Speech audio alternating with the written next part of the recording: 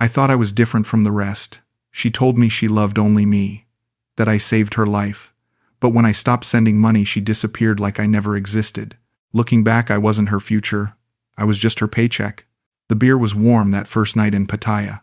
I'd been sitting at this corner bar for maybe 20 minutes, watching the neon lights reflect off the wet street outside.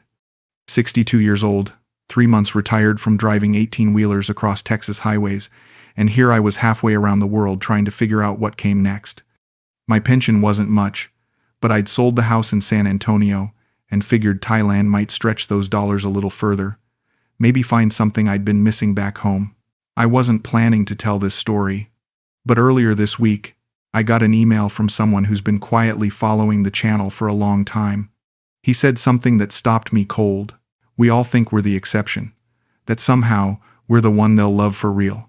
I just stared at those words. My first instinct was denial, that quick, knee-jerk reaction we all get when something cuts a little too close. But the longer I sat with it, the more it stung, not because it was cruel, but because it was true.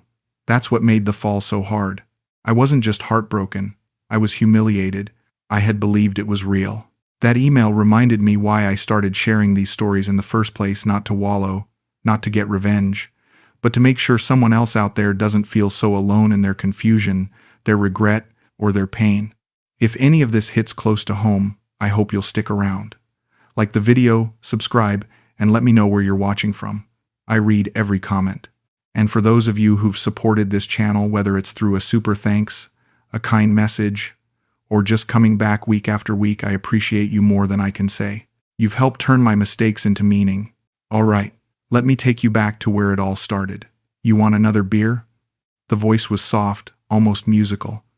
I looked up and there she was, maybe 25, long black hair falling over one shoulder, wearing a simple white dress that made her look like she belonged in a church, not a bar. She had these eyes that seemed to actually see me, not just the wallet in my pocket.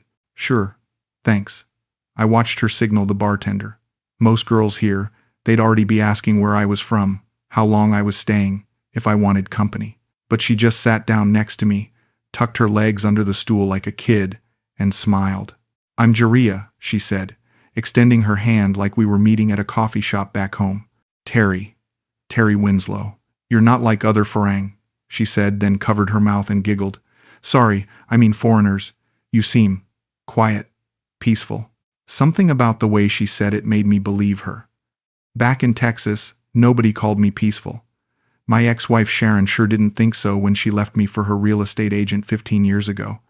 My kids barely called except when they needed something. But sitting there with Jaria, I felt like maybe she saw something different in me. What makes you say that? I asked. Most men who come here, they look at us like we're products in a store. You look at me like I'm a person. She played with the rim of her glass. I work here because I have to.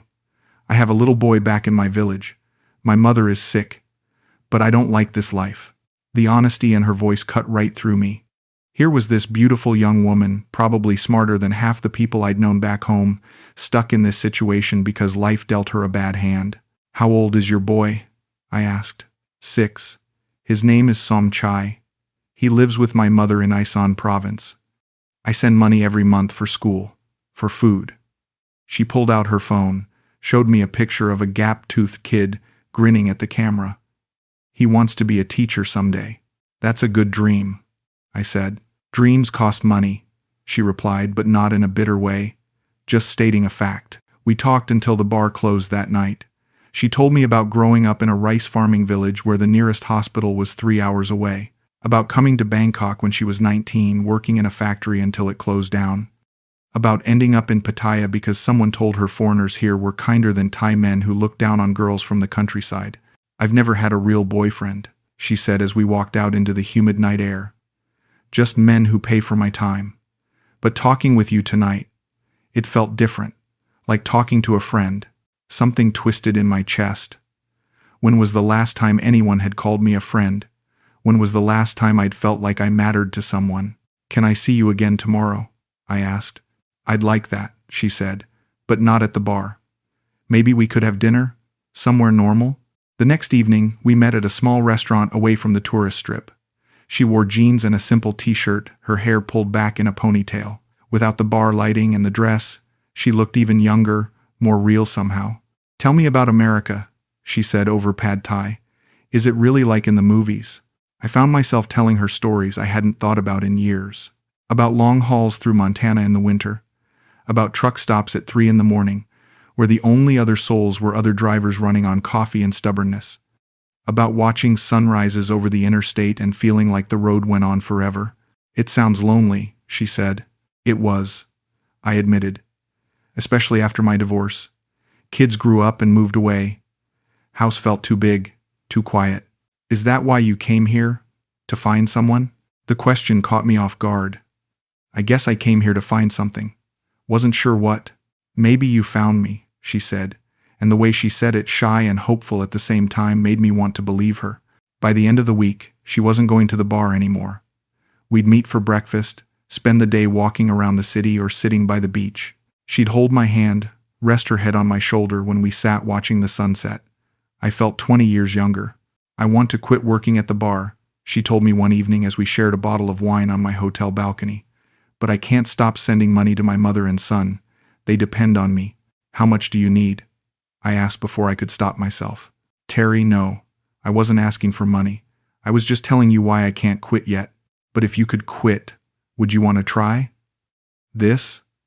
Us?" She looked at me with those deep brown eyes, and I saw something there I hadn't seen in years. Hope. "Yes," she whispered. "I would want that very much." That's when I knew I was going to change both our lives. I was going to be the man who saved her. And in saving her, maybe I'd save myself too. The apartment in Jomtien was small but clean, with a view of the sea from the living room window. I'd found it the day after Jaria agreed to move in with me. 2 bedrooms, basic kitchen, nothing fancy. But it felt like home the moment I signed the lease. "You really want me to live here? With you?" she asked, standing in the doorway with her single bag, looking around like she was afraid to believe it was real. "I want you to make it our home," I said. She dropped her bag and wrapped her arms around my neck, and I felt something I hadn't felt since I was young and stupid enough to think love conquered everything. Maybe it still could. The first month was everything I'd dreamed of, and more. Jaria would wake up before me, make coffee the Thai way, strong and sweet. She'd massage my shoulders when they got stiff from sleeping on the too soft mattress. She called me tee-rak, which she told me meant beloved in Thai. In my village, when a woman calls a man tee-rak, it means he is her husband in her heart. She explained one morning, her fingers working the knots out of my neck. "And am I your husband in your heart?" "Yes," she said simply. "You saved me from that life. You gave me hope again."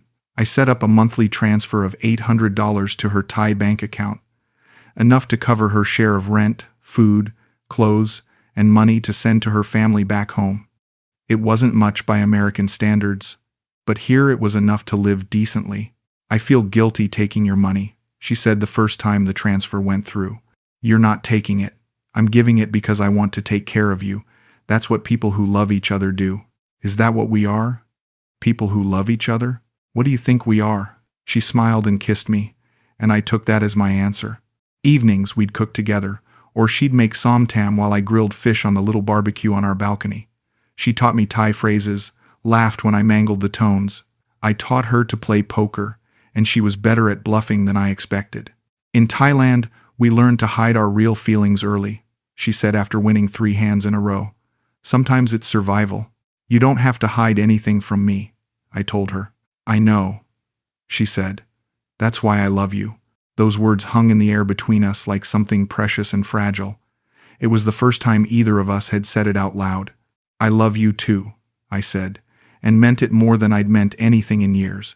She started skipping her shifts at the bar entirely. When the mama-san called asking where she was, Jaria would just shrug. I tell her I have boyfriend now. Real boyfriend. She says I'm stupid, that farang always leave eventually. "But you're not like that, are you, Terry?" "I'm not going anywhere," I promised. And I meant it. For the first time since Sharon left, I could see a future that didn't involve just me and a television and the slow countdown to whatever comes after retirement. I could see Jaria and me growing old together. Maybe visiting her son in the village, becoming the father figure he'd never had. Maybe even bringing him to live with us when he got older. I wired an extra $300 that month for her mother's medical bills. Then another $200 for her sister's university fees. Jaria cried when she told me her mother was getting better, that the new medicine was working. "You don't just love me," she said. "You love my whole family. That makes you Thai in your heart." I'd never thought of myself as anything but a stubborn Texan, but sitting there with her head on my shoulder, watching the sun set over the Gulf of Thailand, I wondered if maybe home wasn't a place after all. Maybe it was just wherever the person you loved wanted to build something with you. 3 months in, the requests started getting more specific. Her phone broke and needed replacing. Her son needed new school uniforms and books. Her mother needed a small operation that insurance wouldn't cover. "I hate asking you for extra money," she'd say, tears in her eyes. "It makes me feel like those other girls, the ones who only want farang for their wallets." "Hey," I'd pull her close. "You're not asking. You're sharing your problems with someone who loves you. That's what couples do. But it's always money problems. I wish I could give you something back." "You give me everything," I told her. "You give me a reason to wake up happy." And it was true. I'd been sleepwalking through life for years, and she'd woken me up. What was money compared to that? But somewhere around the 4th month I started noticing things. Small things that probably didn't mean anything, but they nagged at me anyway. She'd gotten new clothes, expensive-looking ones, on days when I knew she hadn't gone shopping. "My friend gave them to me," she'd say. "She works in a boutique, gets discounts." Her phone would buzz at odd hours, and she'd check it quickly, then turn it face down. "Just my sister," she'd explain. "She works late." One evening, she came home with new gold earrings, little dangly ones that probably cost more than our weekly grocery budget. "Where did these come from?" I asked, trying to keep my voice casual. "I bought them at the market," she said. "You like them? They're beautiful." "Must have been expensive." "Not so expensive. Thai gold, not real gold." But I'd been in enough jewelry stores to know real gold when I saw it. These were real. I told myself I was being paranoid, jealous like some old fool who couldn't believe a beautiful young woman would choose him unless she was getting paid for it. That's what guys like me were supposed to think, right? That's what everyone expected. But late at night, when she thought I was asleep, I'd hear her texting someone. The soft tap tap tap of her fingers on the screen, going on for minutes at a time. When I asked her about it, she'd say she couldn't sleep and was reading news articles. "Thai news is very boring," she'd say with a laugh. "Helps me fall asleep." Then there were the nights she didn't come home. The first time, she called around 10 p.m. "Tee-rak, my mother is very sick again. I have to go to village tonight, take bus. I'll be back in 2 days, okay? Do you want me to drive you? I could rent a car." No. Bus is easier. You rest." She came back 3 days later with stories about her mother's fever, about sitting in the hospital, about how worried she'd been. She seemed tired, distant. When I tried to hold her, she said she needed a shower first, that she felt dirty from the long bus ride. It happened again 2 weeks later. Then again. Always an emergency with her mother or her son or some family crisis that required her immediate attention. "Maybe I should meet your family," I suggested one morning over coffee. "We could drive up to the village together next time." "Oh, you wouldn't like it there," she said quickly. "Very poor, very boring. No English speakers. And my mother is shy around foreigners. I'd still like to meet them. They're important to you, so they're important to me."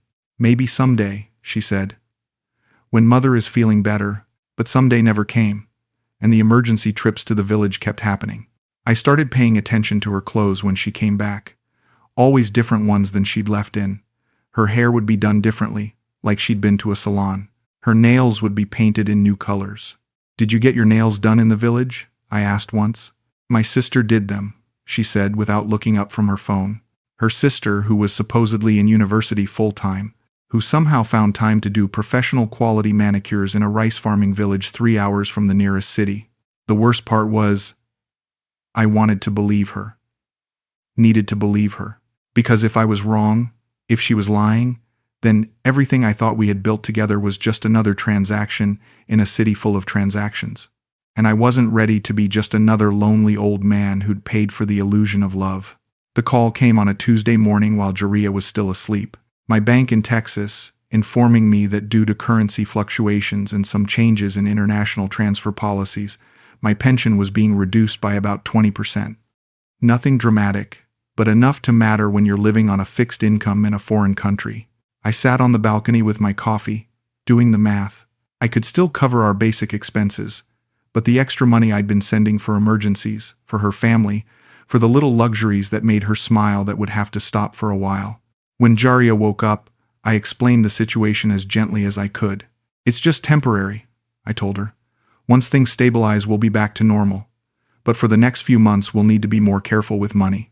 She nodded, but I could see something shift in her expression, a calculation happening behind her eyes. What about money for my mother's medicine? She asked. We'll manage the essentials. But no more extra transfers for a while. How long is a while? Maybe 3 months. 6 at the most. She was quiet for the rest of the morning. That afternoon she said she needed to go to the market, but she was gone for 4 hours. When she came back, she went straight to bed, claiming she had a headache. That night, instead of curling up next to me like she usually did, she slept on her side of the bed with her back to me. When I reached for her, she mumbled something about being too warm. The next few days, she was different. Polite but distant. She still made coffee in the mornings, still cooked dinner, but the easy intimacy we'd shared was gone. She stopped calling me tee-rak, stopped holding my hand when we walked. When I tried to kiss her, she'd turn her head so I caught her cheek instead of her lips. Are you upset about the money situation? I asked her one evening. Of course not, she said. But she wouldn't look at me. I understand. America has problems too. Then what's wrong? You've been acting like a stranger for a week. I'm just tired. Work is very stressful. What work? You don't work anymore. I mean, life is stressful. Taking care of family is stressful. I'm trying to help with your family. As much as I can right now. I know. She stood up from the couch. I think I'll go to bed early. That became the pattern. She'd find excuses to go to bed before me, claim she was too tired for conversation, too stressed for affection. When I suggested we watch a movie together or take a walk on the beach, she'd say she didn't feel like it. Then came the night she didn't come home at all. I waited until midnight, then started calling. Her phone went straight to voicemail. I called again at 1, at 2, at 3. Nothing. By dawn, I was imagining the worst. Accident, hospital, kidnapping. All the things that happen to beautiful young women in cities like this. I was about to call the police when she walked through the door, looking like she hadn't slept. Where were you? I demanded. I was worried sick. I stayed at my friend Noy's apartment, she said, not meeting my eyes. We were talking late, fell asleep. You couldn't call? You couldn't answer your phone? Battery died. I forgot my charger. She brushed past me toward the bathroom. I need to shower. Jaria, we need to talk about this. Not now, Terry, I'm very tired. She spent an hour in the shower. When she came out, she was wearing a robe I'd never seen before. Silk, expensive looking. Where did that come from? Noy gave it to me. She has too many. Noy, her friend who supposedly worked at a 7-Eleven and lived in a studio apartment barely big enough for one person. Noy, who apparently had a collection of silk robes to give away. It happened twice more that week. Emergency sleepovers at Noy's place. Phone always dead, always needing a long shower when she got home. Maybe I should meet this friend of yours, I said. She seems to be taking up a lot of your time. She's very shy, doesn't speak English. That's okay. You could translate. Maybe someday. Always maybe someday. Maybe someday I'd meet her family. Maybe someday I'd meet her friends. Maybe someday she'd explain why she was pulling away from me just when money got tight. The final straw came on a Saturday night. I'd been trying to reconnect with her all week, suggesting dinner dates, movie nights, anything to get back to how we used to be. She kept declining, claiming she was tired or not feeling well. I think we need to talk, I said, after another evening of sitting in silence while she stared at her phone. About what? About us. About what's happening between us. She finally looked up from her phone. Nothing is happening. Everything is fine. Everything is not fine. You barely talk to me anymore. You don't want to spend time together. You're always going to Noy's place or your village or somewhere that isn't here with me. I have my own life. Terry, I can't just think about you all the time. The way she said it, cold and factual, hit me like a physical blow. I thought your life included me. I thought we were building something together. Maybe we moved too fast, she said, still not really looking at me. Maybe I need some space to think. Space to think about what? About whether this is what I really want. I felt the bottom drop out of my world. And what conclusion are you reaching? I don't know yet. That's why I need space. She stood up, grabbed her purse. I'm going to stay at Noise tonight. Give us both time to think. Joria, wait. But she was already out the door. I sat in that empty apartment until sunrise, staring at the photos on the wall. Us at the beach, us at dinner, us looking happy and in love, and like we had a future together. I tried to figure out where it all went wrong, when the woman who used to call me her beloved turned into this stranger who needed space. And slowly, as the sun came up over the Gulf of Thailand, I began to understand. The change had started exactly when I told her the money was running short. The distance, the excuses, the mysterious friend who needed her company, it all started when I couldn't be her ATM anymore. I'd been so sure I was different from all the other foreign men in Pattaya, so sure that what we had was real, that she chose me for me and not for what I could provide. But maybe the joke was on me. Maybe I was just another customer after all. I needed to see for myself. I needed to know if the woman I loved was really who I thought she was, or if I'd been living in a fantasy for 6 months. So the next evening, I walked down to Soi 6. The street looked the same as it had when I first arrived in Pattaya 8 months ago. Neon signs advertising beer and girls, music spilling out of open front bars, tourists and expats wandering from place to place looking for whatever they thought they were missing back home. I almost turned around 3 times. Part of me didn't want to know, didn't want to see. If I was wrong, if Joria really was just going through a rough patch and needed space, then I was being a jealous fool. If I was right, then everything I thought I'd found with her was a lie. But I had to know. I spotted her before she saw me. She was sitting at the bar where we'd first met, wearing the white dress I remembered from that night, her hair loose around her shoulders.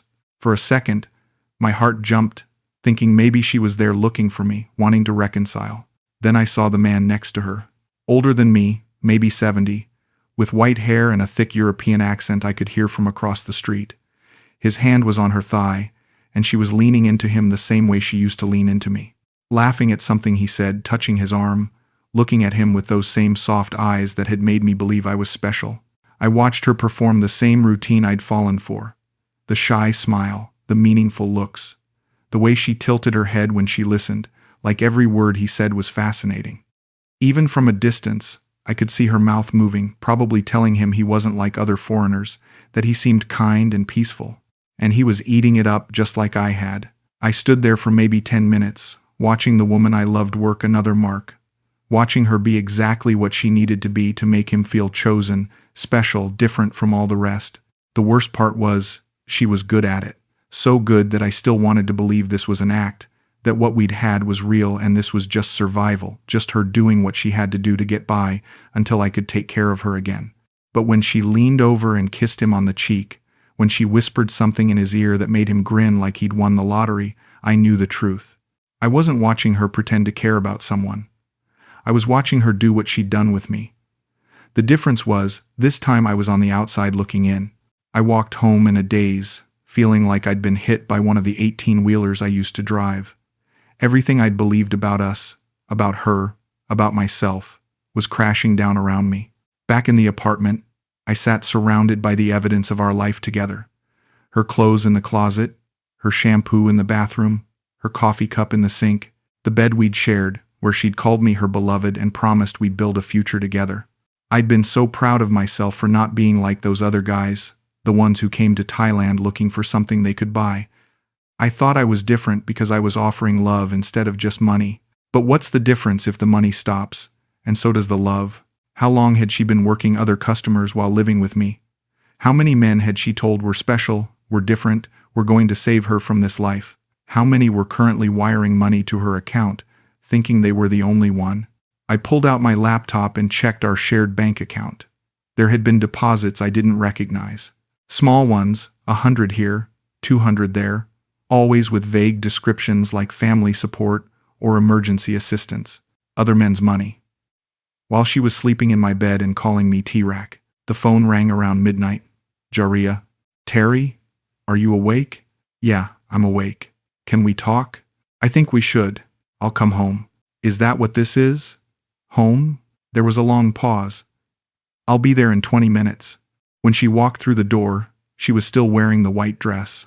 She'd washed off her makeup, let her hair down, trying to look like the innocent girl I'd fallen in love with instead of the working girl I'd seen at the bar. I know you were there, she said immediately. I saw you watching. At least she wasn't going to lie about it. How long? I asked. How long what? How long have you been working other guys while living with me? She sat down on the couch, suddenly looking very tired. It's not what you think. Then tell me what it is. When you said the money was stopping, I got scared. What if you decide to go back to America? What if you get tired of me like men always do? I need to protect myself. So you went back to the bar, just a few times, just to make sure I still could, if I needed to. And the guy tonight? He's lonely. Like you were lonely when I met you. Are you sleeping with him? Another long pause. Sometimes, the word hit me like a fist to the gut. I'd known it, but hearing her say it made it real. Is that what you did with me? In the beginning? Tell me I was special while you were sleeping with other men? No. She looked up at me, and for a moment I saw something that might have been regret. With you, it was different. At first. At first, I liked you, really liked you. I thought maybe I could have normal life, normal relationship, but then you became like all the others. How? Jealous, possessive, wanting to control me with money. I never tried to control you. When you said no more extra money, what was that? I stared at her. That was me being honest about my financial situation, and when I needed space, you followed me to spy on me. Because you were lying to me. I was protecting myself. Like I always have to. We sat there in silence for a minute. I wanted to be angry, wanted to hate her for playing me like she'd probably played dozens of men before me. But looking at her sitting there in that white dress, I mostly felt sad. Sad for both of us. Did you ever love me? I asked. I tried to, she said quietly. But love is luxury I can't afford. And now I think you should go back to America. Find nice American woman your own age who wants same things you want. What about us? There is no us, Terry. There never really was. There was just you wanting something I couldn't give, and me needing something you couldn't provide forever. She stood up, went to the bedroom, came back with her bag. I'll get my things tomorrow when you're not here. Where will you go? Klaus has apartment in Jomtien, near the beach. Klaus. The old guy from the bar already had a name, already had a place for her to land. Jaria, I called as she reached the door. Yes? Did any of it mean anything to you? She looked back at me, and for just a second, I saw the girl I'd thought I was saving. I wanted it to, she said. I really wanted it to. Then she was gone, and I was alone with the wreckage of another failed attempt at love. I've been in Pattaya for 2 more months since that night. I moved to a smaller apartment, cut my expenses, learned to live on what my pension actually provides instead of what I wished it provided. Some days I think about going back to Texas, but there's nothing waiting for me there either. I see Jaria sometimes. At the market, walking on Beach Road with different men, always someone new, or maybe rotating through the same few. She looks happy, or at least she looks like she's performing happiness, which might be the same thing for her. Last week I saw her with a young guy, maybe 30, holding hands and laughing at something on his phone. Tourist, by the look of him. Probably thinks he's found something special, something real. She was wearing new clothes, expensive jewelry. He was looking at her like she hung the moon. She saw me watching and nodded slightly. Not unfriendly, but not warm either. Just acknowledging that we'd crossed paths in this small city where everyone's running from something or looking for something or pretending they've found something. I nodded back and kept walking. I don't blame her anymore. She told me exactly who she was from the beginning, a woman doing what she had to do to survive, to take care of her family, to build some kind of security in a world that offered her very few options. I'm the one who decided to hear something else. She didn't steal my money. I gave it to her. She didn't lie about loving me. She tried to love me, as much as someone can love when love is a luxury they can't afford. She didn't break my heart on purpose. She just couldn't be the fantasy I needed her to be. The truth is, I came to Thailand looking for someone to save, someone who would be grateful enough and dependent enough to never leave me.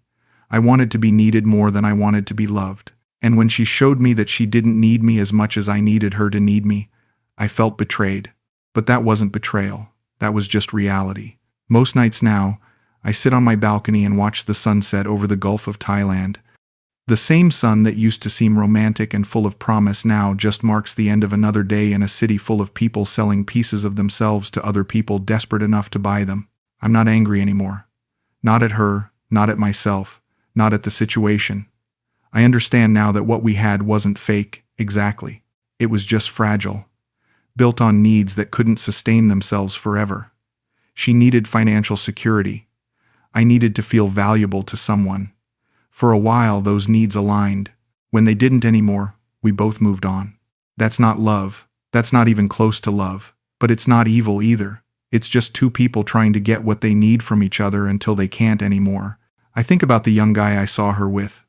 Wonder how long his money will last. How long he'll believe he's different from all the rest. Maybe he is different. Maybe he'll figure out how to love her without trying to own her, how to support her without making her dependent. Or maybe he'll end up like me, sitting alone in a small apartment, writing the story of how he learned the difference between being needed and being loved. Either way, it's his story to write now. Mine is finished, at least this chapter of it. Tomorrow I might book a flight back to San Antonio. Or I might stay here and figure out what comes after the fantasy ends. Both options feel equally possible and equally empty right now. But tonight, I'll just sit here and watch the sun disappear into the ocean, thinking about a beautiful young woman in a white dress who tried to love me as much as she could afford to, and hoping that wherever she is, whoever she's with, she's found a little more happiness than either of us managed to find together.